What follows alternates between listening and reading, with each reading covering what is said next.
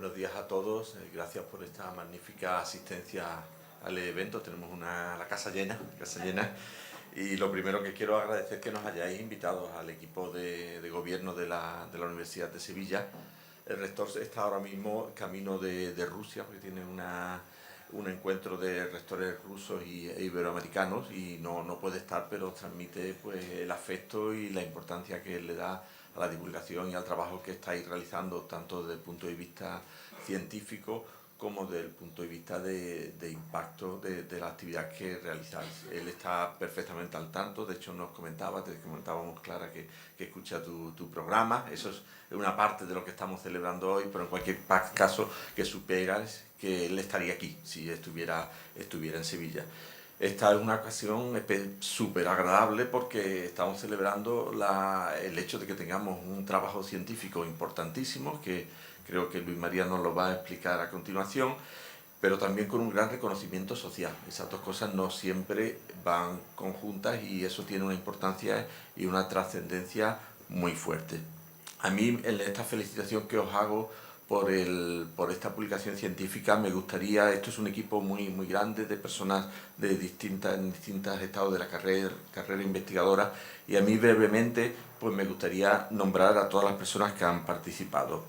A Pedro Gómez, a Pablo Vicente Munuera, Antonio Tagua, Cristina Forjas, Ana Castro, Marta Letrán, todos ellos del IBI, Andrea Valencia de UPO, Clara Grima, del Departamento de Matemática Aplicada 1 de nuestra universidad, Marina Bermúdez, Óscar Serrano, ambos del IBIS, Florencia Cabo de Asi, de la Universidad de Londres, Sol Soltillos y María Martín, también de la UPO, Alberto Márquez, también de Matemática Aplicada 1 de la Universidad de Sevilla, Javier Buceta, de Leiden University, y Luisma, ¿no?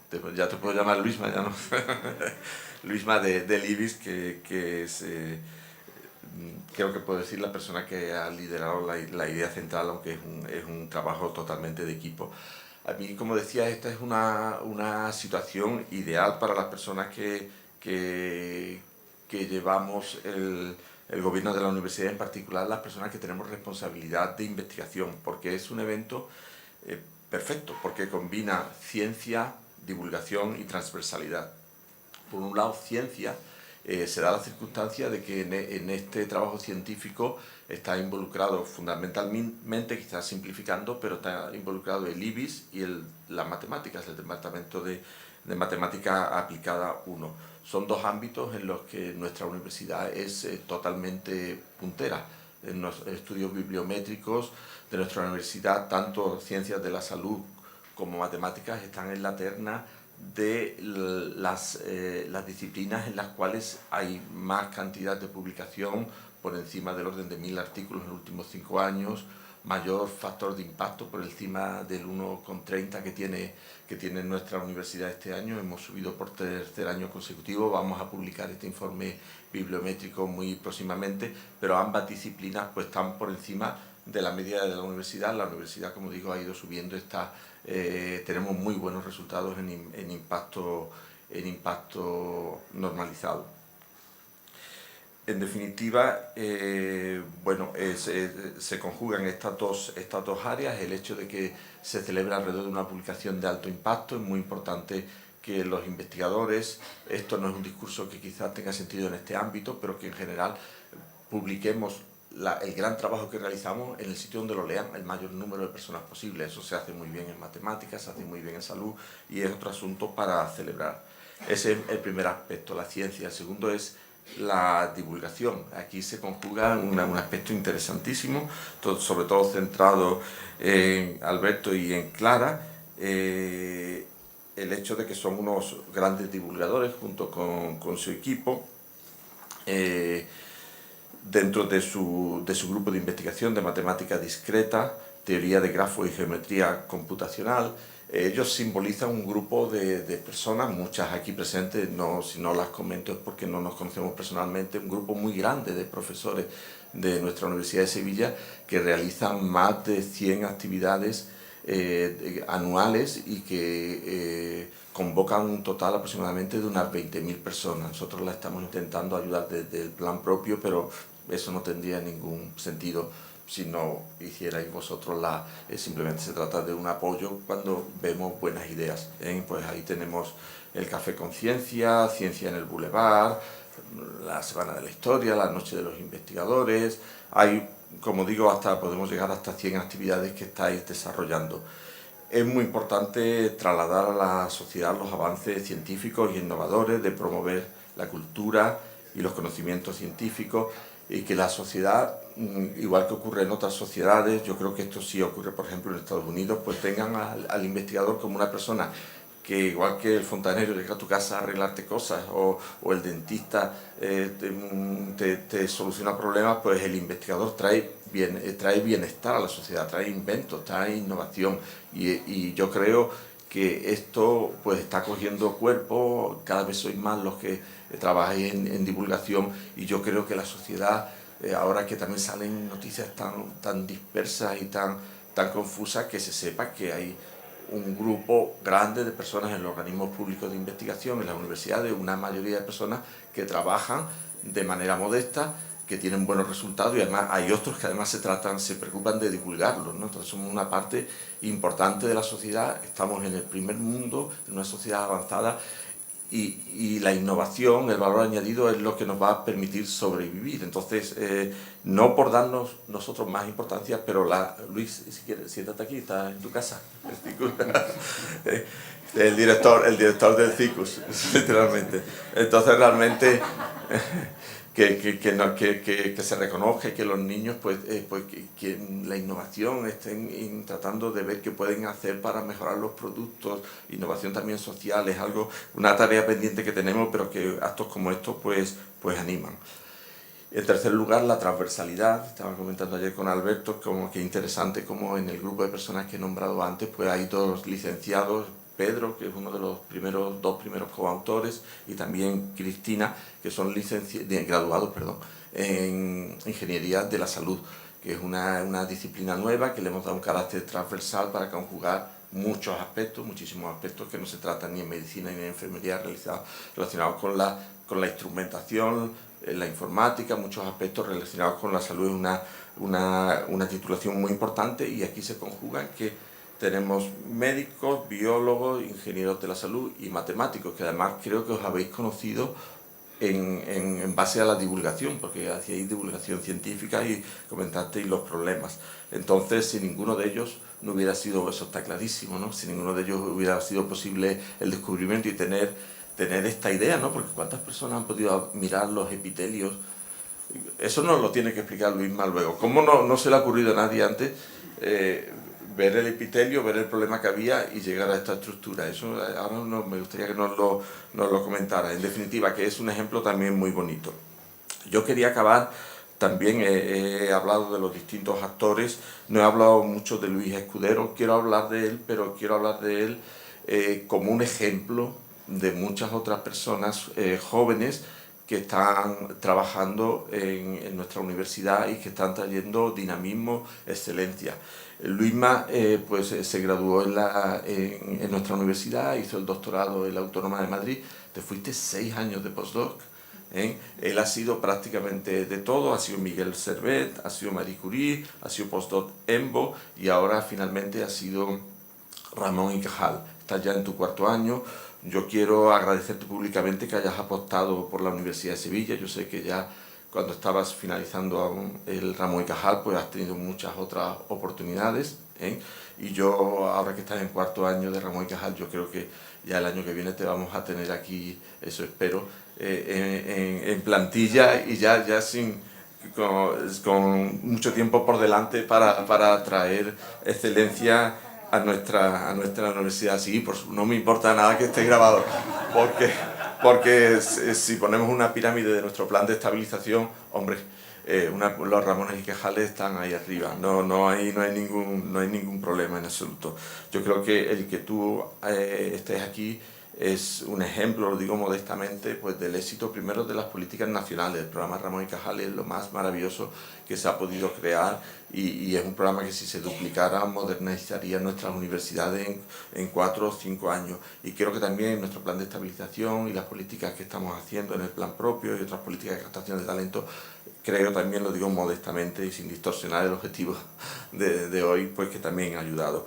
Yo simplemente quiero acabar dándoles las gracias por vuestra calidad científica, vuestra calidad humana, que sepáis que equipos de personas con este nivel científico y este nivel de divulgación sois el motor del cambio de nuestra sociedad, a una sociedad mejor para todos, pero una sociedad formada y que disfrute del conocimiento. Bueno, y ahora te doy la palabra a ti. Muchas gracias.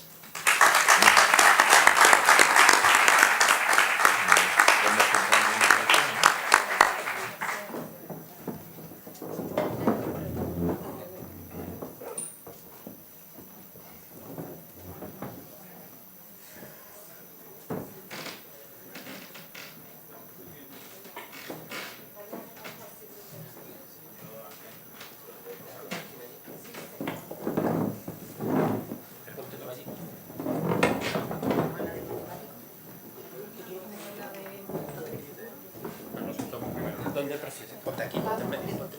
No, que quiero.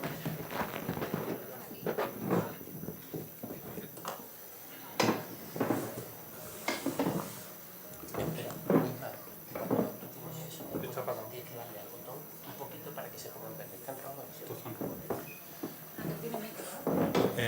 Bueno, muchísimas gracias a todos por venir, especialmente a los vicerrectores, porque para nosotros es un honor y un placer tenerlos aquí y sentirnos arropados por la Universidad de Sevilla, que tanto nos ha apoyado en todas las iniciativas que estamos teniendo a nivel de divulgación, como Ciencia en Boulevard, la Noche Europea de los Investigadores, etcétera, etcétera. Pero esto, Ciencia Jotdown, los tres chanchitos. Y bueno, hoy hemos venido a hablar sobre... Este verano para mí no ha tenido canción del verano. Es verdad, yo podía decir hace un par de años, creo que fue Despacito, ¿no? El año pasado. Pero este año no conozco la canción del verano, pero sí me han dado la tabarra muy fuerte con los escutoides, porque por fortuna soy amigo de algunos de los que han trabajado en el tema. Bueno, digo por fortuna la mayor parte del tiempo, luego al final ya en agosto ya se hace pesado que te diga, mira dónde hemos salido también. Digo, ya está bien, de escutoides, por favor. No, pero resulta que nos tenemos que alegrar todos de que este verano ha sido el verano de los escutoides, ¿se puede decir? ¿Se puede decir? Sí, yo creo que sí. Vamos a decirlo. Pero, claro, yo podría ahora dar una charla sobre escutoides, maravillosa por cierto, pero ya que tenemos aquí a la gente que los ha traído al mundo, o se ha dado cuenta de que existían, pues vamos a dejar a Luisma que nos explique la historia de los escutoides. Puedes dar un buche de lo que quieras. ¿Te vas a levantar?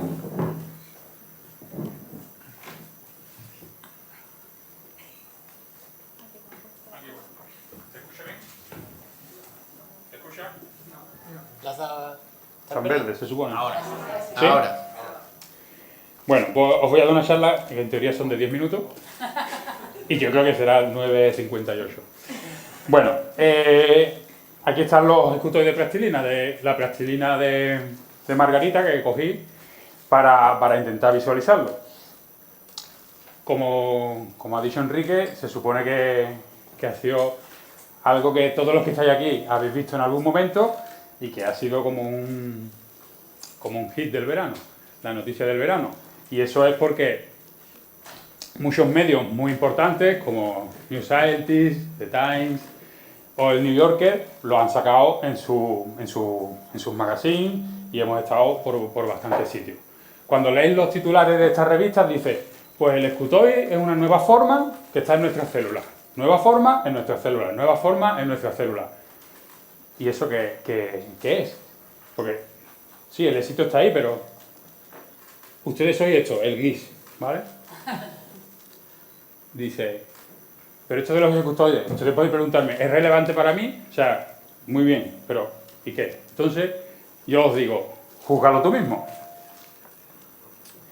Todos hemos pasado en algún momento por este momento de nuestra vida, en el que la mitad de nosotros era un óvulo y la otra mitad un espermatozoide, y empezamos a ser un cigoto y ese cigoto empezó a dividirse muchas veces.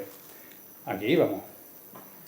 En un momento dado somos como una bolita con un montón de células. Y estas células son lo que se llama un epitelio, porque el escutoide, lo que nosotros hemos dicho es que es una célula que adopta la forma de escutoide para que el epitelio se pueda doblar mucho. ¿Eso es importante para nosotros? Bueno, pues cuando éramos un embrión, éramos solo células epiteliales que, como podéis ver aquí, se van a doblar mucho. Y para que hagamos bien nuestras cositas de ir creciendo y formarnos, tenemos que doblar este tejido, este epitelio, muchas veces, pero muchas veces. Por ejemplo, si queremos tener cerebro, que más o menos es algo que no nos puede convenir, pues este epitelio que está aquí en rojo, son las células epiteliales, tienen que doblarse mucho y formar un tubo. Entonces, formar tubos es algo muy importante para nuestro desarrollo y que completemos nuestra formación hasta el individuo adulto. Con lo que el escutoide, si favorece este fenómeno, parece que es algo importante. Y vamos a intentar saber cómo, a partir de un epitelio plano muy simple del principio del desarrollo, vamos a llegar a tener todas estas formas muy complejas. Esto es lo que hacemos en el laboratorio, intentamos saber cómo se hace este procedimiento. ¿Y eso por qué lo hacemos? Porque eso puede ser bastante relevante, por ejemplo, en biomedicina, en la formación de organoides o órganos artificiales que se hacen en cultivo, en laboratorios, y que pueden tener muchas aplicaciones biomédicas. Y si nosotros sabemos cómo se forman estas estructuras, y ahora sabemos mucho más de ellas porque sabemos que estos epitelios se organizan con las células formando escutoides, pues vamos a saber cómo hacerlos para luego poder, por ejemplo, trasplantarlos a seres humanos. Todo esto es muy general, pero esta es la idea que os quiero transmitir. Entonces, aquí tenemos que esto es un problema muy grande, algo muy complejo, porque partimos de una bolita, del cigoto, y vamos a tener un individuo adulto. Entonces, cuando tú tienes un problema grande, ¿a quién llamas? Pues a los biólogos. No. Cuando tienes un problema realmente grande, tenemos que llamar a los matemáticos. ¿Vale? Y eso fue lo que yo hice. Llamé a los matemáticos. ¿Por qué?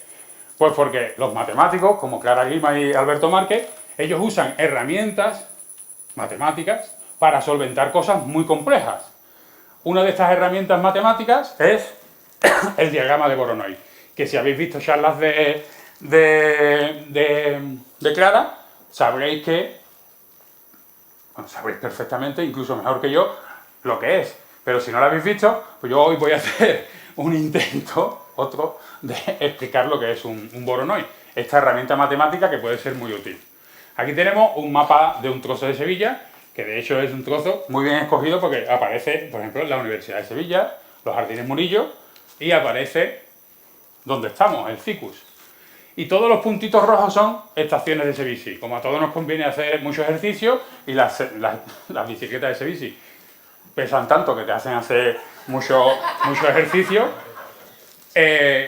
cuando salgamos de aquí podemos decir, como voy a hacer ejercicio para ir hasta luego en el Sevisi, voy a ir a la estación de Sevisi más cercana. Y si estamos aquí, la estación de Sevisi más cercana es esta. Este problema nos puede surgir cualquier día. Cualquier día estamos en otro sitio y decimos, quiero ir a la estación de Sevisi más cercana, quiero ir a la estación de Sevisi más cercana. Entonces, para eso está el diagrama de Voronoi.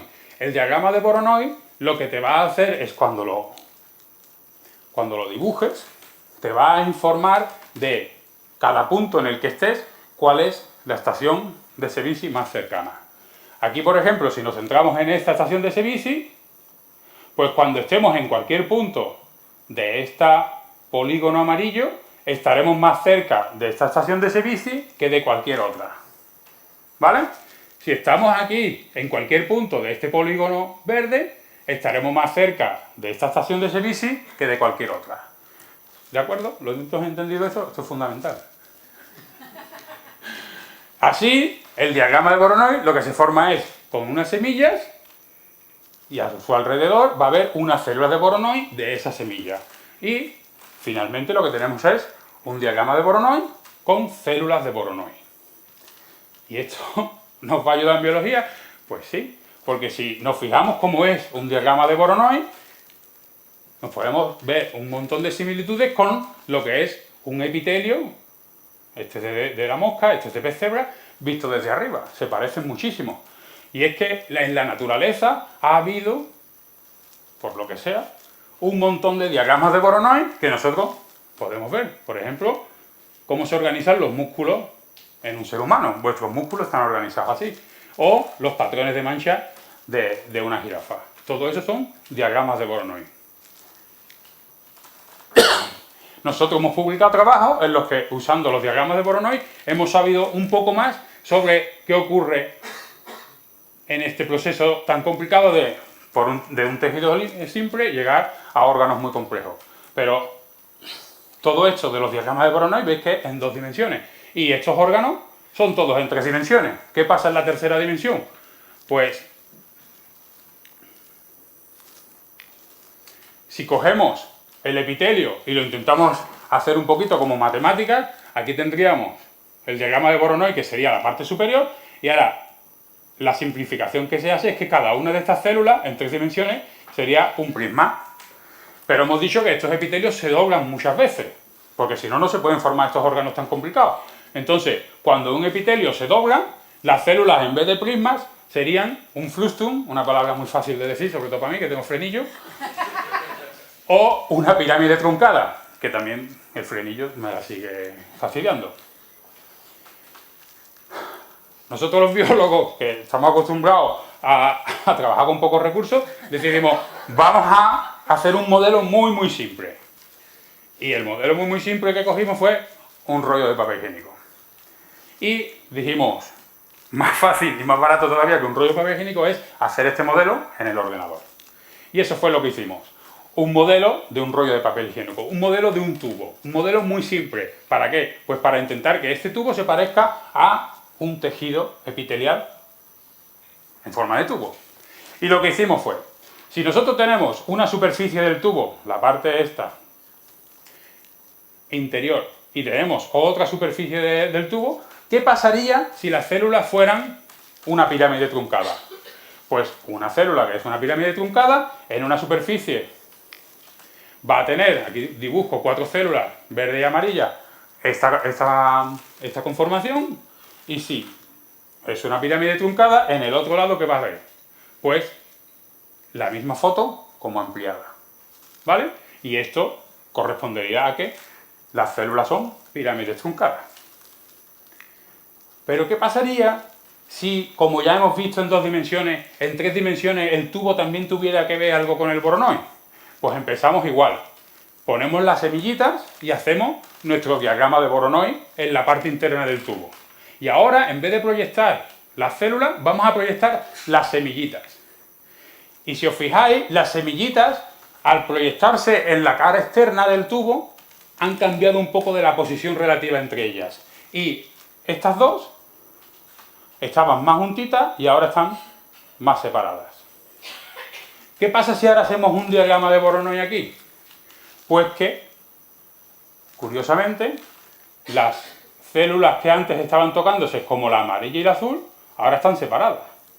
Y las células que estaban separadas, como la verde y la roja, ahora están juntas. Esto no es compatible con que las células sean prismas. Tiene que ser algo diferente. Algo diferente que cuando esto lo reconstruyes en 3D, te das cuenta que estamos, lo que acabo de comentar, en una superficie, en la exterior, el verde y el rojo están juntos, pero en la interior es el azul y el amarillo las que están juntas.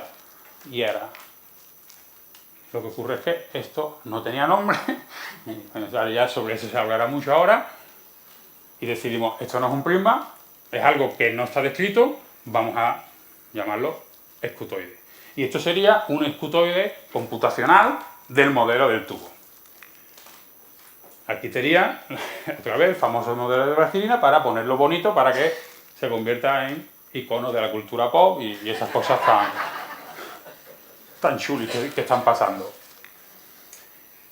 Entonces tenemos la opción, porque todo esto es un modelo computacional, de que realmente todo esto sea mentira y sea un frustum, una pirámide truncada, o que la realidad sea que es un Voronoi.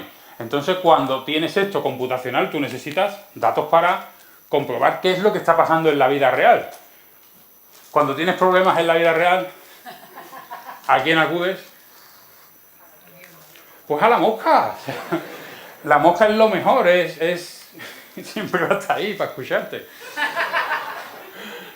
Y fuimos específicamente a un tubo muy simple de la mosca, a la glándula salival. Aquí os presento la glándula salival de la mosca. Estos serían imágenes de microscopio confocal. Esto sería como se ve la glándula salival de la mosca en el microscopio. Y esto es como nosotros la descomponemos y intentamos procesarla. ¿Para qué la procesamos? Pues para reconstruirla en 3 dimensiones. Y cuando la reconstruyes en 3 dimensiones te das cuenta que en el tejido real tienes lo mismo. Tienes que en una parte las células rojas y la verde están juntas, la amarilla y la azul están juntas en la otra parte, y lo que tienes son escutoides. Y estos serían escutoides reales, que son mucho más feillos que los escutoides modelos. Pero son escutoides.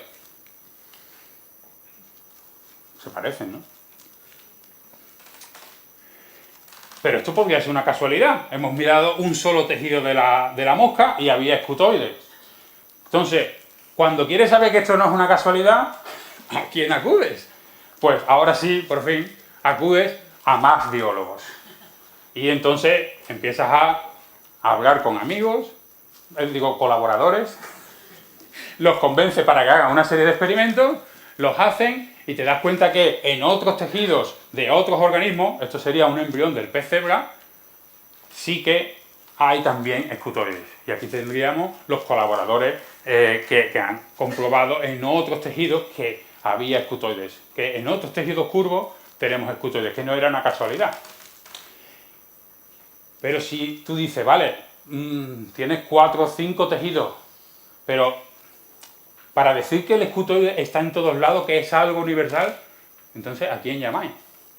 Pues cuando estamos hablando de universo, lo mejor es llamar a los físicos, porque los físicos te van a sacar leyes generales que te pueden ayudar. Y aquí es donde entró Javier Buceta, que es el otro corresponding author del paper, que hizo un montón de cosas que algún día me gustaría entender, que voy a explicar en 10 diapositivas ahora. No, esta es la única diapositiva que tenemos, pero que la conclusión sí que es fácil de entender, y es que el que las células adopten la forma del escutoide hace que cuando el tejido se doble, eso no le cueste muchísimo trabajo, sino que sea algo bastante estable. Y esto es muy importante para un organismo, y por eso se ha seleccionado evolutivamente. ¿Vale? Conclusión.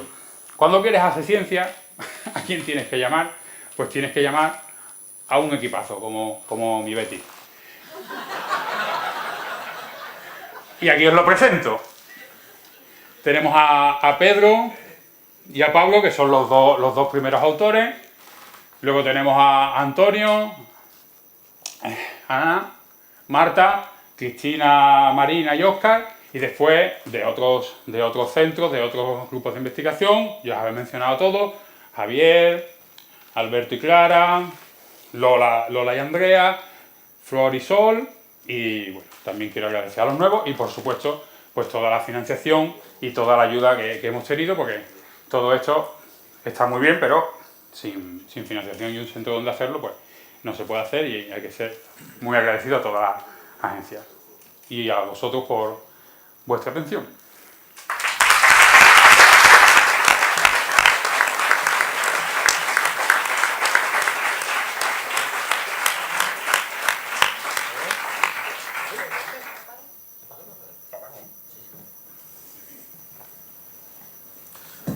Muy bien, y ahora vamos a hacer la mesa redonda, que tengo una queja con la organización de Ciencia Youthdown, y es que me han puesto a mí a moderar la mesa redonda cuando soy incapaz de recordar 2 nombres. Pero he estado estudiando, ayer estuve estudiando toda la tarde, así que voy a decir los nombres de los presentes en la mesa. No me podéis pedir más. Tenemos a Pablo, bien, a Alberto, Lola, ¿no? Sí, uf. Luisma y Clara, o sea, ahora sí, sí, esperaba un aplauso, pero nadie se ha arrancado, pero bueno. Entonces, venimos a hablar de los escutoides y ha dicho que han salido muchos medios, eso es cierto, pero a mí me gustaría hacer hincapié en 2 medios. ¿Puedo usar el palito mágico?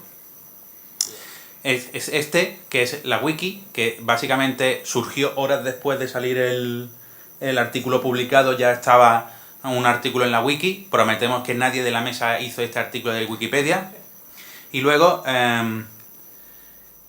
tenemos ya saleros y objetos de diseño que están vendiéndose en tiendas de decoración con forma escutoidal, sin pagar ningún royalty.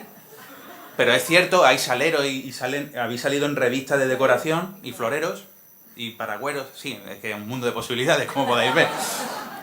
Y luego una cosa que a mí me impresiona mucho es que este señor habló de los escutoides en su programa. Para que os hagáis una idea, este es el humorista mejor pagado y que tiene el programa más visto de prime time en Estados Unidos. Del mundo. Es Colbert. Y tiene él hace el programa en Nueva York, en un teatro en mitad de Broadway, solo para su programa. Y este señor habló. Esto es como si aquí en España ahora saliera Bertino Osborne e invitara a alguien a su casa y los saleros fueran escutoides y dijeran, sí hombre, estos son escutoides, tú no tienes. Y sería así, a ese nivel estamos hablando del tema. Pero como ya he hablado demasiado, me gustaría ya empezar a haceros preguntas. La primera pregunta que tengo es, bueno, esto es un trabajo en equipo. Esta foto está pensada para poner nerviosos a los millennials, porque dicen, ¿quiénes son esos 4 tíos? Entonces, voy a poner, esto es el equipo A. Y entonces, como vamos a hablar de trabajo en equipo, voy a poner esto para los millennials, que es otro equipo, ya están más tranquilos, ¿no?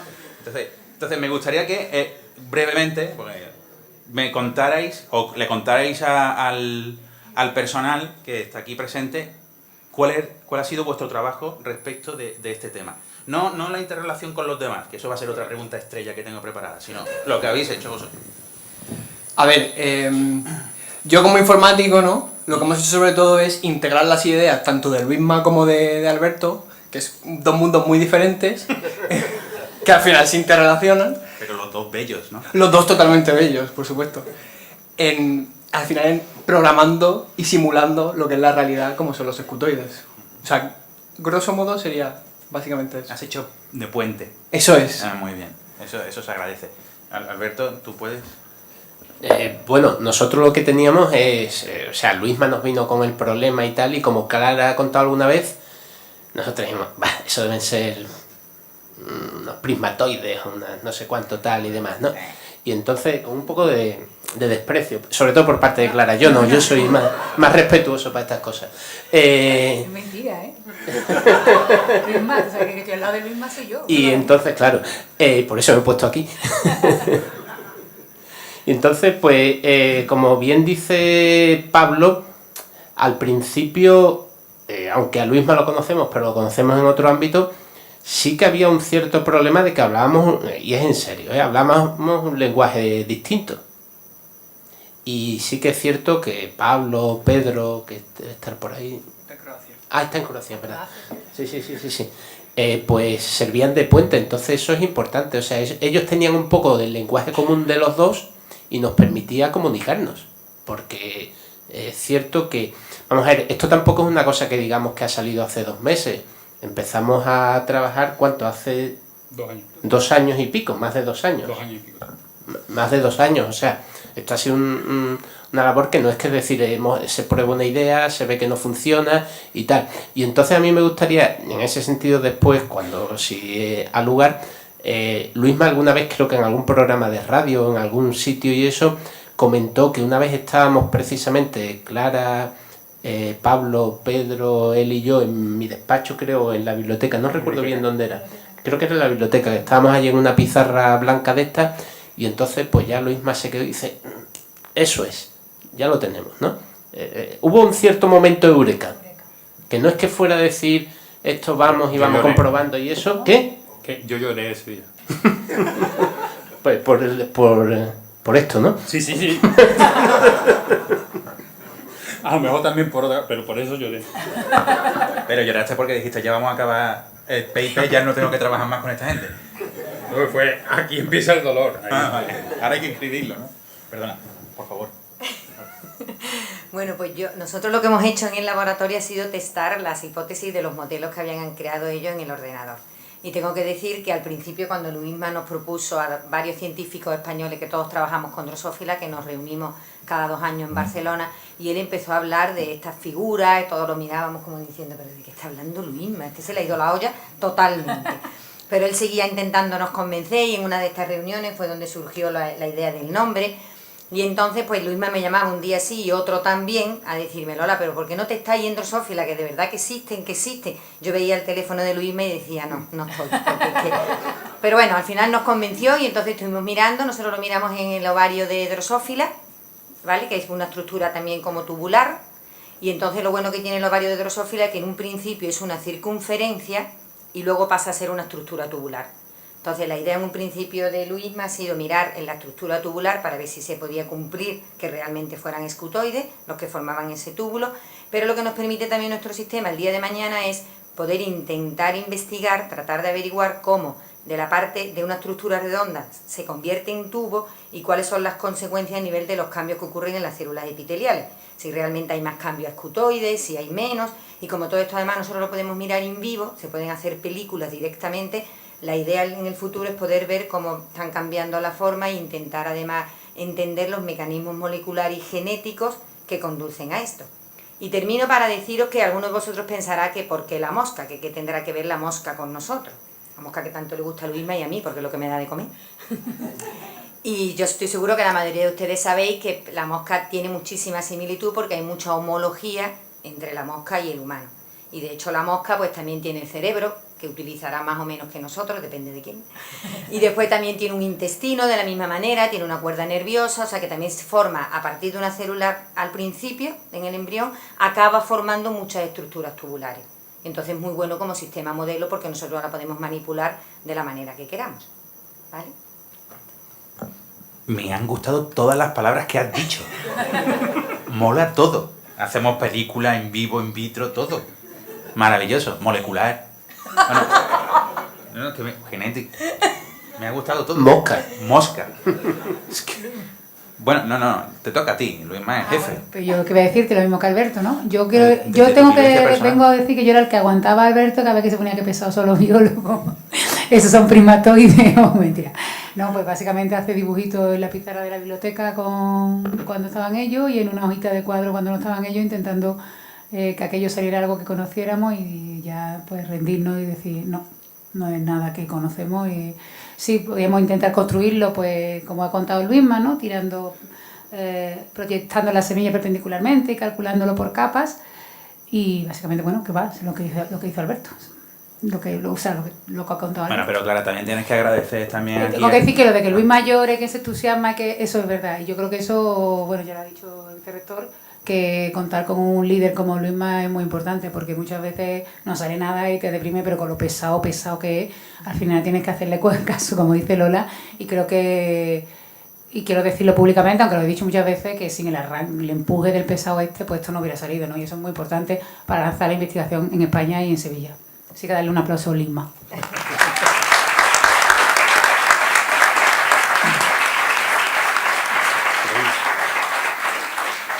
Luego diré algo sobre este trabajo y Clara, que por fin ha aprendido a investigar en matemáticas. Bueno, eso iba a decir. Yo cuando salíamos de las reuniones siempre decía a Alberto, esto no es investigar, ¿verdad? Y decía, ¿por qué? Digo, porque investigar para mí es coger un problema matemático que nadie ha tratado y hacer un par de teoremitas y tal, y sacar algo nuevo. Digo, pero esto no es investigar, nosotros lo que estamos contándole es lo que sabemos. Y él siempre me decía, te recuerdo que estás en el área de matemática aplicada. Y así se hace matemática aplicada, pero en realidad creo que es la primera vez que he hecho matemática aplicada en mi vida, ¿no? Porque todo lo demás que he hecho de Voronoi y tal ha sido a nivel teórico. Pero siempre me iba, ya al final me convenció. Digo, bueno, esto ya es investigar, pero me iba con la penita de, esto no es investigar, ¿verdad? Que no se entere nadie, pero nosotros no estamos investigando, estamos usando lo que sabemos. Y dice, eso se llama matemática aplicada. O sea, que sí que es verdad que siempre... Bueno, ya sí que me en ese sentido, es el primer, los matemáticos aquí en la sala entenderán, es el primer artículo que tenemos nosotros en el que no aparece la palabra teorema. Y aquí estamos, tan ricamente. el 90% de la población no ha usado la palabra teorema en la vida, en su trabajo. Pero nosotros comemos de eso, o sea, nosotros nos pagan por Vosotros de teorema, teorema, yo de mosca, en fin, son gente rara. Bueno, y ya como jefe, el que lleva la batuta... Oye, hay una cosa, porque hay un chat abierto aquí, están preguntando cosas de escuelas y cosas de ese estilo. Y entonces hay un par de preguntas, hay 3 preguntas, de hecho, de escuela. Una es que si estas células son células stem cells o especializadas. Otra es que si se dividen con esta forma o lo adoptan después. Y después el siguiente paso a seguir. Esas 3 preguntas están formulando. ¿Me pongo a ello? Sí. Son 3 buenas preguntas. Las células no tienen por qué ser stem cell. Seguramente las stem cell también van a adoptar la... Células madre, ¿no? Sí, células troncales. Las células troncales seguramente cuando están dentro de un epitelio también van a adoptar esta forma, pero eso habría que ir específicamente a investigarlo. Y las células epiteliales tienen este destino, pero en un momento dado estas células epiteliales pueden ser células troncales, porque cuando tenemos el embrión muy joven, ahí esas células van a poder dar cualquier tipo de tejido. La siguiente era que si al principio al generarse las células ya tienen esta forma dividen, o se adopta la forma al dividirse. Eso no lo sabemos y en eso estamos trabajando ahora mismo. ¿Cómo se forman de nuevo los escutoides? Cuando tú tienes una célula que todavía no está terminada, vamos a intentar saber qué moléculas son importantes para que adopten la forma del escutoide. Y la tercera de... De todas maneras, las células también cuando se dividen suelen cambiar de forma, se redondean y entonces precisamente lo que hacen es despegarse de las células vecinas, ya no forman, digamos, como los ladrillos de esa pared y se tienen que redondear para poder dividirse. Y luego una vez que se redondean, se han dividido, otra vez las células madres se incorporan de nuevo en el epitelio y probablemente tendrán que de nuevo adquirir las características de escutoide. O sea que es un problema bastante bonito de entender porque, por ejemplo, las células tumorales se dividen muchísimas veces y entonces ahí probablemente se rompen todas las estructuras y todo lo que se necesita para que sigan siendo escutoides. Entonces el día de mañana, cuando se descubra qué es lo que hace que una célula permanezca como un escutoide, se podrá a lo mejor incluso entender si esto está implicado en, por ejemplo, en tumorogénesis o en cáncer. Claro, ahí eso es el típico conocimiento básico que es necesario para que a lo mejor dentro de 30 años se sepan cosas nuevas, pero si no se tiene ahora el conocimiento básico, no se va a tener más adelante el conocimiento, digamos, aplicado a medicina. Y ahí es donde las aplicaciones que podemos tener es un poco lo que he comentado, que cuando tú estás aprendiendo cómo se hace un tejido dentro de un organismo, también estás aprendiendo cómo se hace si tú lo quieres hacer fuera del organismo. Y eso tiene muchas aplicaciones en biomedicina porque tú puedes intentar coger una serie de células de un paciente que tiene una mutación, corregirlas, esas mutaciones en el laboratorio y luego devolver esas células con las instrucciones para que formen el órgano correctamente al paciente. Esto ahora mismo no es algo que se esté haciendo, pero es algo que idealmente se tendría que hacer y nuestro descubrimiento para eso es simplemente un pequeño granito de arena que esperemos que ayude a que otros laboratorios avancen sobre eso. O sea, si puede que esta gente del chat fueran de la Yago School, que sé que están, pues un saludo y muchas gracias por estar ahí reunidos viéndonos. Muchas gracias. Y aquí en la sala hay alguien que tenga alguna pregunta. ¿Hay alguien además de...? Pues allí hay otra. Y tenemos micro... Ahora mismo no, ¿no? Ahora mismo no tenemos micro, ¿no? Allí hay uno. ¿Alguien se puede acercar allí detrás? ¿Alguien? Gladys, por ejemplo, Gladys. Vale. Bueno, pues mientras que tenemos micro, ya otra cuestión, y esta es peliaguda rápidamente. ¿Cómo se lleva el tema de trabajar con matemáticos que hacen dibujos como este? Básicamente, si alguien se le olvida el inglés hoy, lo que está diciendo ahí el matemático, la matemática de hecho es la que está allí al final diciendo, ¿me podéis seguir o no? Es que somos muy listos. Y están todos detrás, como veis, físicos, químicos y biólogos. Esa versión la he visto yo. Sí. Como filósofo de Esa es muy buena, ¿no? Sí, esa es una versión. ¿Es difícil trabajar con un matemático? Tengo que decir que no, o sea, y podría sacar chistes de ello, pero es que no, es que yo creo que es que a mí me hubiera gustado ser matemático. Ese es mi problema. Y los dibujitos esos, yo en mi tiempo libre lo que hago son dibujitos píxel a píxel. Entonces, es que no le has preguntado a la persona, le has preguntado a un fricazo. Ya lo veo. Vamos a darle paso. ¿Quién tiene? Ahí, pues, por favor. Hola, muy buenas. Mira, yo pertenezco a una asociación cívica, que muchos de los que estáis habéis colaborado, con Clara, este hombre. Y bueno, os quiero primeramente felicitar por los hallazgos que habéis tenido, pero lo que me parece mucho más importante de todo esto es que estáis haciendo excelencia y además os estáis divirtiendo. Entonces, yo creo que eso debería de llegar a la población, ¿no? Gente que hace cosas interesantes, que requieren un esfuerzo, pero que además os divertís, ¿no? Y mi pregunta es, ¿de dónde viene la palabra escutoide? Bueno, yo voy a contestar la primera pregunta, la otra no la voy a contestar. Voy a contar una historia. Yo, como han dicho antes, me tiré 6 años de postdoc en Cambridge. Y yo siempre cuento las historias divertidas que me pasaron en Cambridge. El día que llovió tanto que llegué al laboratorio como los ojos de Candy Candy, ese día no lo cuento. Entonces, aquí estamos contando las cosas divertidas, pero este trabajo ha sido muy duro y ha habido unas fases muy duras, sobre todo contestando a los reviewers, a los otros científicos que habían corregido el paper y nosotros tenemos que darle todas las respuestas a sus preguntas durante 4 meses. Ahí eso ha sido todos los días reuniones, todos los días trabajar hasta muy tarde y cosas así de decir, por aquí no vamos bien, por aquí no vamos mal. Lo que pasa que, claro, de eso afortunadamente el cerebro hace que te olvides un poco. Pero es un trabajo duro y ahí es donde el equipo ha estado muy bien, porque todo el mundo ha seguido aportando su parte durante todo el tiempo. Y la otra parte no la voy a contestar. ¿Alguien sabe la historia real sobre el nombre? Porque en el artículo contáis una mentira muy gorda de un escarabajo scutum. Lola estaba el día que el nombre apareció. Yo creo que Lola es la más apropiada para contarla. Cuéntalo, lo hemos contado otras veces, ¿no? Yo no me acuerdo bien.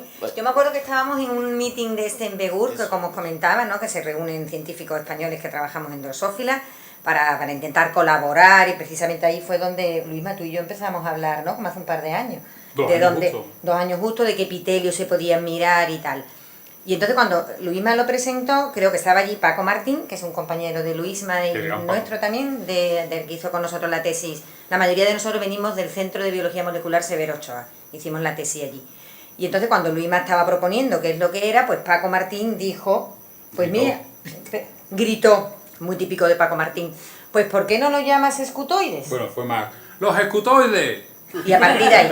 Y ahora luego se han inventado un montón de cosas, pues porque queda como mucho más chachi, más, ¿sabes? Como mejor para venderlo o para lo que sea, pero la verdadera historia es que Paco Martín se le ocurrió ese nombre, porque Paco trabajaba en escutoides, ¿no? Una estructura similar de la mosca en... Sí, le sonaba, algo le sonaba. Y ahí con el tema del apellido, el que le sonaba, y que yo a la audiencia le dije, esto no es un prisma, no es un prismatoide, y no tenemos nombre para él. Y puse una interrogación y él saltó y gritó lo del escutoide. Es que creo recordar la transparencia, que era que ponías un dibujo de un prisma y ponía debajo prisma, después un prismatoide y ponías prismatoide, después ponías un escutoide y ponías un interrogante, algo debajo. Entonces alguien fue cuando el Paco gritó escutoide. Sí, el onomaturgo es Paco Martín. Sí. Paco Y Martín. ya a partir de ahí pues sí que a mí me gustó, no voy a decir que no. Y ya empezamos a llamarle escutoide todo el tiempo en el laboratorio, y cuando lo fuimos a escribir pues pusimos esto y nos inventamos un poco que se parecía a la estructura dorsal los insectos que se llaman Scutum, Scutelum, y al final uno de los revisores del paper dijo, tenéis razón, se parece muchísimo. De este escarabajo, y nos mandó una foto de un escarabajo, y después conseguimos otro escarabajo que hemos puesto en el artículo original, que ha salido también en los medios, y realmente se parecen. Aparte que si lo decía el referí había que decirle que por Hombre, supuesto. si te dice que alicate es el cuarto de baño de Rosa, lo alicatas. Sí.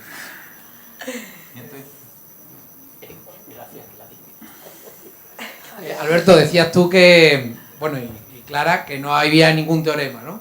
Entonces mi pregunta es si detrás del rollo de papel higiénico, cuando se proyecta de 2 a 3 dimensiones, se tocan partes del diagrama que no se tocaban en una dimensión, si lo habéis extrapolado ya al multidimensional y habéis sacado una ley general, o estáis en ello. Bueno, estamos trabajando, o sea, sí que es cierto que estamos trabajando desde el punto de vista matemático de las consecuencias de esto, o sea, que sí, no te voy a negar. Pero antes de eso hay otra historia, que es la siguiente, que es... Bueno, aquí no se ha dicho qué tipo de diagrama de Voronoi, porque Luisma habló de células y se entendía... semillas, y que se entendían que eran puntos y demás. En este caso son segmentos, y estuvimos pensando cosas muy raras en medio. O sea, esta es la simplificación que se ha llegado después del proceso, pero sí que era necesario en algún momento una serie de herramientas matemáticas, digo como anécdota, que era, por ejemplo, diagrama de Voronoi en el cilindro. Da igual que no se sepa lo que es diagrama de Voronoi en el cilindro, pero hacía falta eso. O sea, él decía, necesitamos esto. Y eso estaba resuelto ya de antes. Pero precisamente estaba resuelto de antes, que no tenía por qué saberlo Luisma, en la tesis de Clara, y es un libro que tenemos publicado Clara y yo. Muy bonito. O sea, que se dio la casualidad de que casó muy bien. Las herramientas matemáticas que se necesitaban las disponíamos nosotros, que podíamos no haberlas tenido a mano. Entonces, posiblemente falta teoremas, porque esos teoremas eran previos, ya los teníamos en buena medida esos teoremas, vamos. Pero sí que es posible intentar extender esto y hacer nivel de abstracción. Hay un problema muy bonito desde el punto de vista matemático y que está apoyado en la biología, que es cómo rellenar el espacio con escutoides.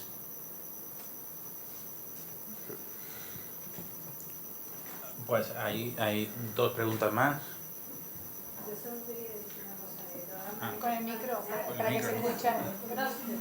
¿Cómo se llama tu madre? Pero es que si no, Loli.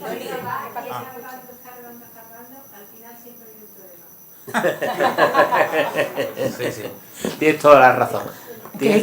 No se nota que es matemática, ¿no? No, pero aquí sí hay muchas matemáticas para explorar ya a nivel de como la estructura geométrica que es, independientemente de cómo sea la naturaleza. Empecé a explorarlo ya con sus teoremas y sus cosas, cómo se hacen las cosas bien. Sus algoritmos y sus cosas. La primera pregunta va dirigida hacia ti, Luisma, y la segunda va dirigida en conjunto. La primera, ¿desde cuándo te llevó? A ver, ¿cuánto tiempo hace que estás con este proyecto? Empezado, ¿no? Empezado. Pues como esto todo siempre es una continuación de cosas previas. Empezamos con las 2 dimensiones y con las 3 dimensiones pues empezamos hace 2 años y medio, creo.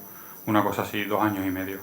Ha sido muy rápido para lo que se suele hacer en cosas de biología. Porque eso hace 2 años cuando lo presenté en Begur, llevaba 6 meses pensando en el tema, pero ya había arrancado muy rápido. Y la segunda, en conjunto, ¿quedan cosas por descubrir de los escutoides o ya está todo clausurado? Queda todo. Queda todo. Esto solo es una mínima parte. Si son tan importantes como creemos, quedan muchísimas cosas que hacer. Muchas. Muchas gracias. ¿Alguien tiene alguna pregunta más? Sí, por aquí. Gladys, por favor, me da cosas de verdad.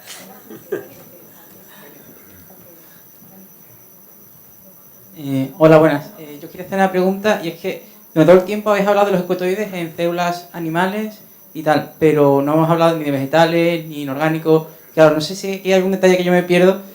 Y la pregunta es, ¿existen escutoides en células vegetales o en inorgánicos y tal? Eso te puede contestar Pablo.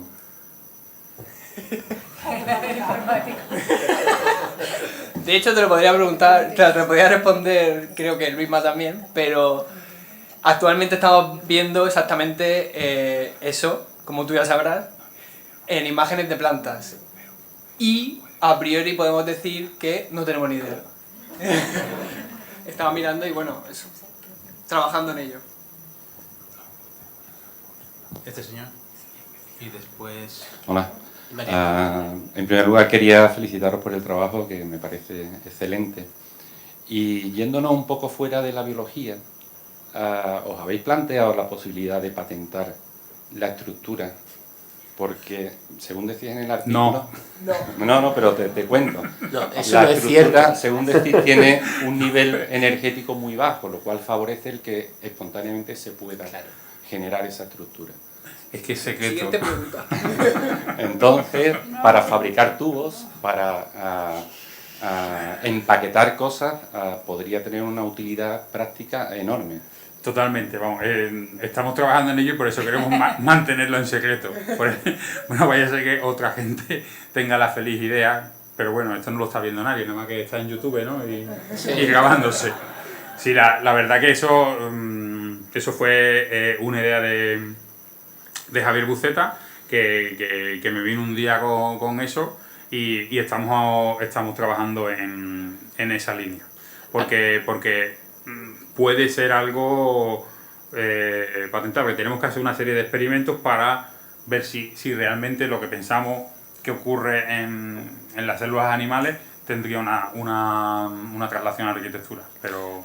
Alguna vez en la radio algo nos preguntaron y yo respondí algo así, lo que tú decías, que sí, parece que inmediatamente recibía un WhatsApp de Luisma: te mato, te mato, te mato. Bueno, a mí también me pasó una entrevista con lo de las patentes. Pero ya, Luisma, fuiste tú, ¿no? El que recibiste un correo de un carpintero que quería hacer muebles, ¿no? Eras tú.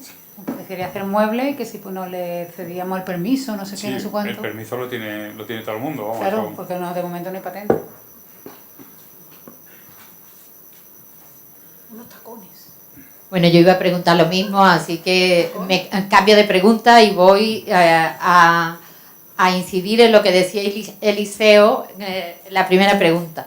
A mí me parece tan importante para nuestra ciudad de Sevilla que vosotros hagáis ciencia aquí, que Luisma haya decidido con otras muchas opciones venir aquí y que esto se publicite, se extienda, se hable, se comente todo lo que podamos para que esta ciudad muestre que otra Sevilla es posible, que es lo que decimos en la asociación Iniciativa Sevilla Abierta, Eliseo y los que estamos allí, que mi más enhorabuena efusiva y mi agradecimiento a todos los niveles.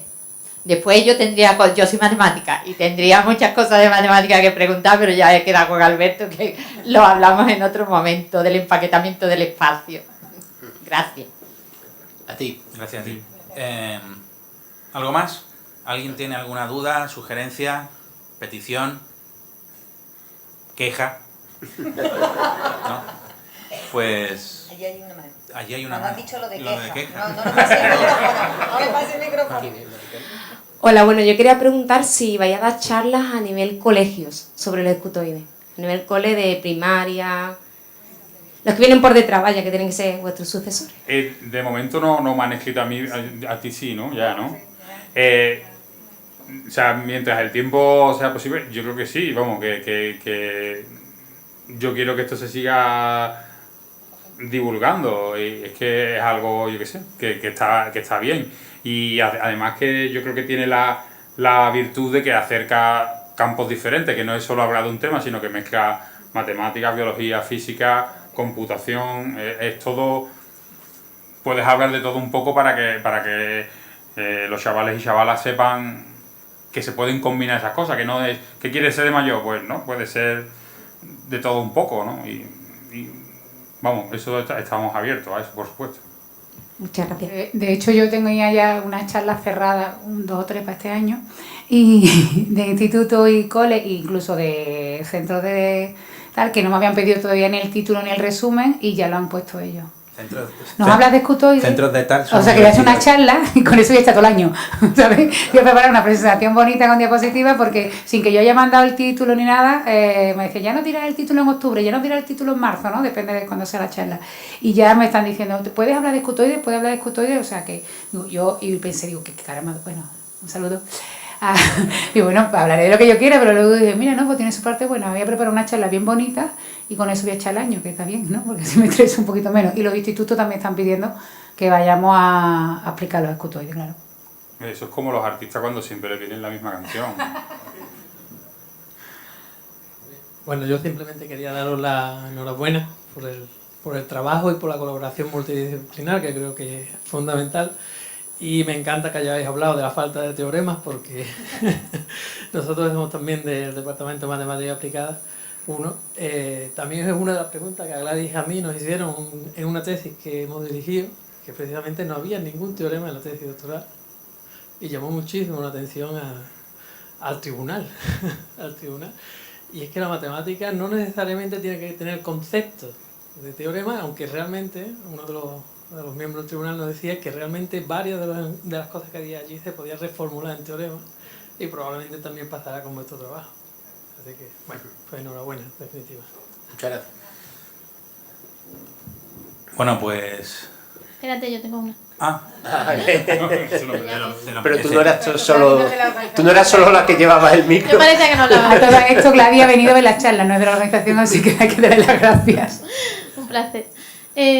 A raíz de la publicación y eso, ¿habéis recibido interés por parte de la comunidad internacional en añadirse, digamos, al proyecto como miembros del trabajo? ¿O pedí a lo mejor algún tipo de proyecto europeo, conjunto o algo así? ¿O gente que se quiera unir al carro de los escutoides?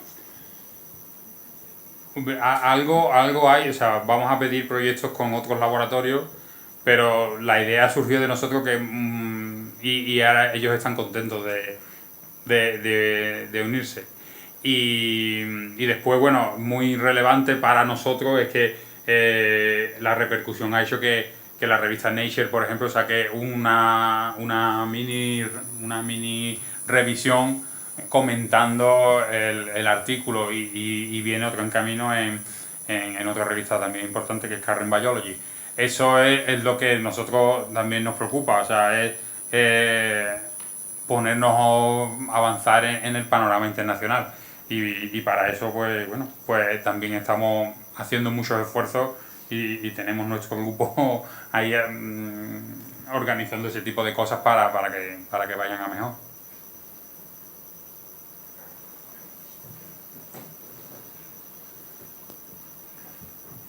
Acaba de decir Luisma, has comentado algo que me tenía la pregunta, digo, bueno, luego lo comento, pero os la voy a lanzar aquí.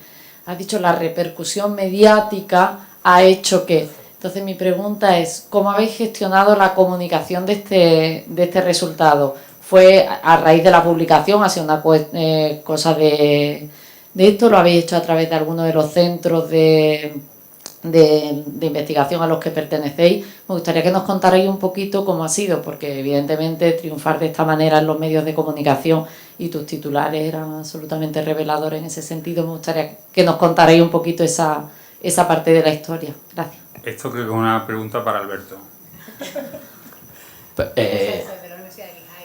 ¿Qué? Bueno, ha habido, o sea, el impacto, vamos a ver, ahí nos tenemos que dar un pequeño tirón de orejas a nosotros, de la forma de hacer aquí en España, no de la Universidad de Sevilla, sino en general, ¿no? El artículo salió un viernes a las 11. Y entonces, claro, ese dato es importante, era el 27 de julio. Entonces ya sabemos cómo funcionan aquí las cosas en julio, va al ritmo que van. Y claro, digamos que el impacto, el intento de impacto aquí dentro de España pues corrió a nuestro cargo, sobre todo digamos que Clara tiene contacto con cierta prensa, ella escribió lo primero un artículo, no sé, recuerdo si en El País o en el ABC. Materia, me dijeron, no tenemos nadie, pero si tú no escribes algo, digo, vale. Sí, pero algo, por eso, o sea, tenemos aquí un hueco y que necesitamos que eso se rellene.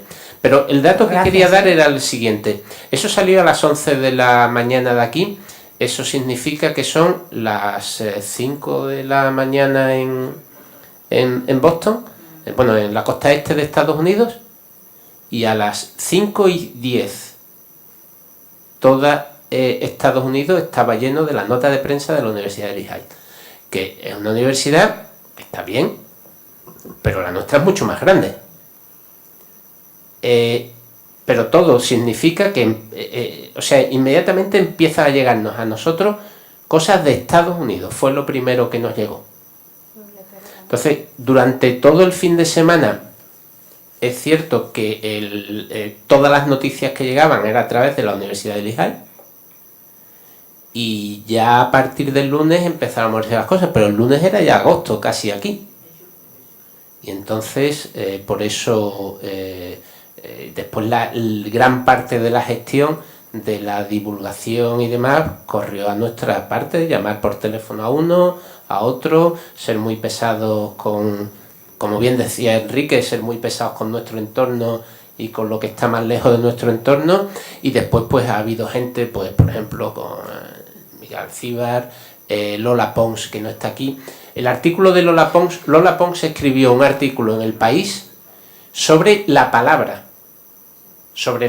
en sí, que me estuvo llamando, a Lola la conocemos porque nos ha dado charlas también en el Boulevard y es una divulgadora fantástica de la Universidad de Sevilla, divulgadora de lingüística. Y entonces ella escribió sobre la palabra porque le llamó mucho la atención la palabra, y decía que solo había 2 o 3 palabras que se conocían, que se habían creado en la actualidad y que se conocía su origen totalmente. La otra era mileurista. Mileurista se sabe la persona que la creó, que fue una carta al director en El País, me parece. Y una señora escribió ahí esa palabra y eso se ha tomado ya forma. Después pues hay otro artículo, por ejemplo, de Miguel Alcíbar en Investigación y Ciencia acerca de la posibilidad del escutoide como cultura, como icono de la cultura pop, lo cual me llama mucho la atención. Habría que matizarlo, pero digamos que por poner un titular y entonces ha sido eso, o sea, son contactos con amigos y cosas de ese estilo, como se ha podido difundir. Bueno, vamos a ver, también evidentemente ha habido después nota de prensa, ha habido en ese momento nota de prensa a la Universidad de Sevilla y tal, pero yo si te soy sincero y veo el impacto de dónde ha venido en esas 2 vías. O sea, afortunadamente Clara conoce a mucha gente en prensa y demás. Entonces, claro, si sale un artículo en El País, otro en ABC, que fueron casi simultáneos, después... Me autoplagié, tengo que decirlo. Sí. Es que me pidieron 2 artículos para la misma tarde, me cambié el principio a uno. Lo digo por si luego soy ministra o algo. Después, Clara, Luisma, Javi y yo mismo escribimos para un artículo para Naucas, que Naucas tiene una cierta repercusión a la hora de la comunidad divulgativa, etcétera. O sea, eso sí que, bueno, el mismo, pero también evidentemente amigo, Francis, que está aquí presente, también escribió algo en su blog. Su blog tiene muchísimos lectores y entonces la difusión ha sido así. Creo que, y a ti te corresponde también parte, y debes saber de esto, sabes muchísimo más que yo, como que debemos aprender un poco de las formas de hacer de los americanos, en concreto de los anglosajones, a la hora de hacer la difusión de esto, y que me parece importante. Me parece importante. O sea, como decía Enrique, es que nos dice, a mí Stephen Colbert siempre me ha gustado mucho, un tipo que que lo seguía y tal desde que empezó a meterse en la época de Bush y demás y eso. Y entonces cuando veo, me mandan el enlace, creo que fue, no sé si fue tú o fue Javi quien mandó el enlace de que estaba...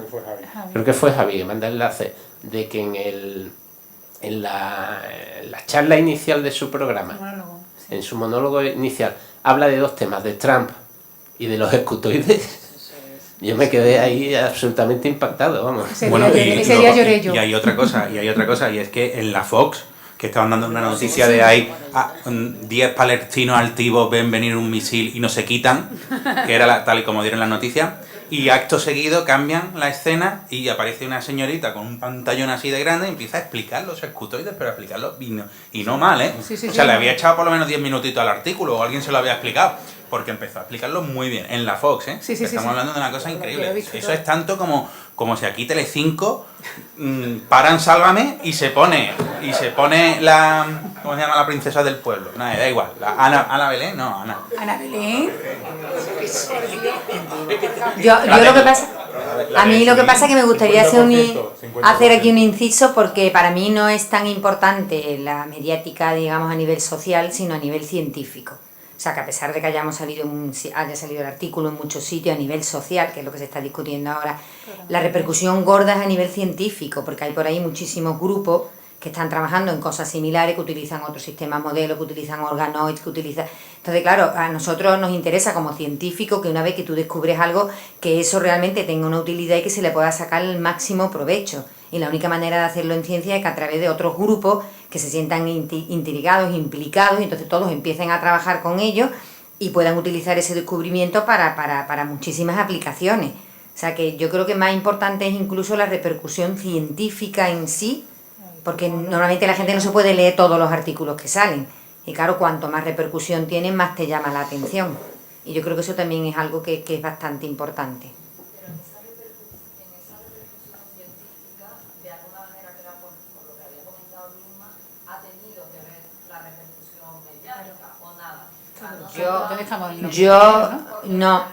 Yo como investigadora no, de hecho a mí Luisma me llamaba cada 2 por 3, ¿has visto que hemos salido en no sé qué? Yo, Luisma, déjame que estoy escribiendo un proyecto, ¿has visto que no sé qué? No sé... O sea, el científico normalmente acude a los medios divulgativos científicos. Entonces, por ejemplo, lo que dice Luisma, que haya salido en Nature, una News and Views, como llaman ellos, sobre el artículo, eso es muy importante, porque una revista que es de las más prestigiosas a nivel científico, comenta el trabajo como algo importante. Entonces, por ejemplo, en mi caso particular, yo leo las News and Views de Nature, porque aunque a lo mejor incluso no sean de mi campo, es para estar al día de lo que realmente ha significado un paso adelante en ese campo científico. Yo sí. Sí, me refiero que no solo social, no solo sí, pero mediático, pero más científico. Yo quisiera matizar un poco, Lola, que creo que discrepo bastante de ti, porque voy a explicarme, vamos a ver. En la misma artículo de Nature Communication hay un enlace al impacto del artículo, en la misma página de Nature. Y entonces nosotros ahora mismo estamos en el percentil 99 de 238.553 artículos de similar orden, o sea, de más de 250.000, nuestro artículo es el 60, que más impacto ha tenido en toda la historia de... Y después estamos el segundo de todos los artículos publicados en Nature Communication. El segundo de todos los artículos publicados en Nature Communication. El primero creo que es un rinoceronte que se estaba muriendo, algo de eso, que estaba desapareciendo, algo de eso. Es verdad, ¿no? Entonces, pero, y por otra parte, o sea, si Nature Communication y Nature le da importancia a esto, ¿por qué creo que tiene importancia? Bueno, tiene importancia porque nosotros vivimos de la sociedad y la sociedad vive de nosotros y tiene que existir una intercomunicación, una interrelación entre nosotros y la sociedad. Nuestros proyectos y demás, y esos no salen de la nada. Pero un segundo, no salen de la nada, y además nosotros, es importante desde el punto de vista egoísta para nosotros que la sociedad sepa que se están haciendo estas cosas, porque eso hará que la propia sociedad valore la ciencia. Y, por ejemplo, cuando estamos en una crisis, no sé si hemos terminado o no la crisis o no, pero a mí me da la sensación de que llevamos mucho tiempo en una crisis, y ahí se corta cosas de sanidad, que está feo porque la gente se muere, pero sale la gente a la calle. Se corta en la educación, sale la gente a la calle. Se corta de ciencia, no sale nadie, porque la ciencia no es importante para la sociedad. Pero espérate, Alberto, es que creo que no me he explicado en absoluto, o a mí va Te lo digo porque para mí no hay nada más importante que se divulgue científica, socialmente, la ciencia. Yo lo que me refería que era también importante. O sea, yo de hecho te digo, yo recuerdo, para mí la mayor alegría que he tenido como científica ha sido que un ciudadano de a pie, yo trabajo también con cosas de epitelio y estaba dando una charla donde nosotros investigamos unas proteínas que se requieren para el buen funcionamiento y el mantenimiento del epitelio, y entonces esa proteína, existen personas que tienen mutaciones en esa proteína y tienen una enfermedad que se llama epidermilosis bulosa, ¿vale? Y se le cae la piel y le salen ampollas. Yo daba la charla y había un padre en esta reunión, en esta charla, y vino a mí y me dijo: la verdad que le agradezco enormemente que esté estudiando esto, y yo soy una persona humilde, no tengo mucho dinero, pero por favor dígame usted dónde puedo yo donar algo de dinero para que se haga esa investigación. O sea, a mí se me saltaron las lágrimas. Entonces, por favor, no me malinterpretéis, porque para mí es crucial. Y lo que yo creo que es más importante cuando los políticos no le dan la importancia que tiene que darle a la ciencia, es que el público piensa que eso no es importante. Entonces, nosotros hemos pasado una fase donde la gente empezó a apreciar la valía de la investigación en la sociedad, porque yo tenía comportamientos de este tipo, como este padre. Hemos pasado, yo recuerdo cuando yo hacía la ciencia, a lo mejor te pintaban, y cuando tú vas a una fiesta de carnaval, ¿cómo te ponen al investigador? Con los pelos así para arriba, ¿no? Y como si tuviera chiflado. Ese era el investigador y esa es la imagen, afortunadamente, hace mucho tiempo, ¿no? Entonces, que eso haya cambiado paulatinamente en nuestra sociedad, a darle la importancia que tiene que tener la investigación, me parece fundamental. Y me da mucha pena que con el tiempo y por las medidas políticas, no discuto porque no entiendo de eso se haya bajado un montón, porque la gente no lo ve importante porque los políticos no lo ven importante. Entonces, yo pienso que esa mediación es fundamental, porque la gente tiene que saber que la investigación que nosotros hacemos en el laboratorio y los escutoides esto tienen una repercusión tremenda en la sociedad, en la sanidad y en la arquitectura, en todo, y que sin investigación el país no avanza, eso está clarísimo. O sea que en ningún momento, por favor, para nada, vamos. No, te pido disculpas, que seguro que ha sido fallo mío. Lo que no estoy tan de acuerdo ahora, ya he puesto a discrepar, es que quiero decir que la sociedad sea por culpa de los políticos. Discrepa brevemente porque... No, que la sociedad sea por culpa de los políticos. Yo creo que en este caso concreto, los políticos tienen mucha culpa, pero en este caso concreto es al revés. Los políticos no le dan importancia porque la sociedad no le da importancia. Con esta aseveración, amigos y amigas... Perdona, yo quiero poner un puntito nada más, ¿vale? Bueno, pero la última. La última. No, es muy breve. Quiero lanzar una lanza a favor de la Universidad de Sevilla, porque me confirman que la nota de prensa salió el mismo día 27 por la mañana a medios internacionales, ¿vale? Es que como yo trabajo en esto, quería asesorarme que había sido así. A la prensa local es verdad que se mandó el lunes, ¿vale? Entonces a lo mejor también tuvimos nosotros nuestro puntito de colaboración el viernes por la mañana. Siento que no fue así. O sea, se puede seguir el track de lo que dicen las noticias y se sabe perfectamente que era la nota de prensa del IJAI. Sí, pero que no digo que no digo que no lo hiciera la se universidad, mandara. digo que no ha tenido el impacto. Sí, puede ser, pero que también se mandó, ¿vale? Y además quería darle las gracias a Luisma porque él, antes de sacar el artículo, antes que fuera publicado, ya él había contactado con nosotros, que otros investigadores no lo hacen, y parece que ya la mecánica va funcionando, ¿no? Que es muy importante también tener una colaboración entre la dirección de comunicación y nuestros científicos y científicas. Y nosotros preparamos la nota de prensa con bastante tiempo de antelación y ellos estuvimos siempre en contacto. Pasa que sí, luego, a la prensa local se mandó el lunes. Ahí sí tiene razón Alberto. Nada más. Y ya en la definitiva de verdad, ya... Sí. Sí, o sea, porque aquí el estricto con el horario se ha pasado.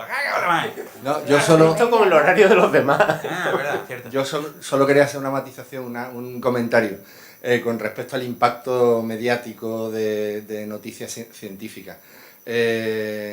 Porque ya ha pasado en otras noticias científicas donde no solo, evidentemente, cuando se le da difusión, la sociedad se entera de lo que ocurre, sino que, y aquí es donde creo que es el punto importante, y hay estudios, repito, que confirman esto, a veces cuando un descubrimiento sale en prensa, y como es el caso, que ha salido en prensa internacional importante, tiene después un impacto en la propia investigación. Quiero decir, y eso no es menor, Eso no es un dato menor. Es decir, puede muy probablemente que vuestro artículo se cite mucho más gracias a que haya salido en prensa internacional. Eso es lo que esperamos. Ojalá. Y es muy probable porque hay antecedentes y hay estudios ya en otras investigaciones de otro tipo. Por lo tanto, o sea, no hay que desdeñar el valor que tiene, el impacto que puede tener en la propia investigación, efectivamente. Totalmente de acuerdo con eso. Así que, nada, muchísimas gracias y recordad que lo mejor de los escutoides es que son todo amor. Y que volvemos a las 5, ¿eh? Bueno, esta imagen es de nuestra amiga Sara C83, no sé cuánto, Twitter. en Twitter. Sara C83. Es que no me sé bien el... ¿Os vais a poner ahí?